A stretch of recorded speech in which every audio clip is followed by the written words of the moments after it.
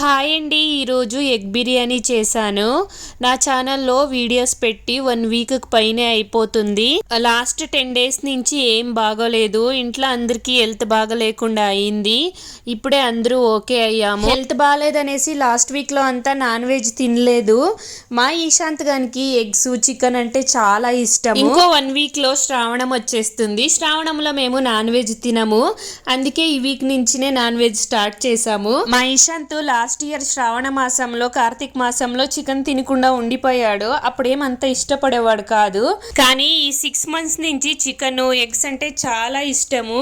ఈసారి శ్రావణంలో ఏం చేస్తాడో చూడాలి. మీలో ఎంతమంది శ్రావణంలో చికెన్ తినేలేదో కామెంట్ చేయండి.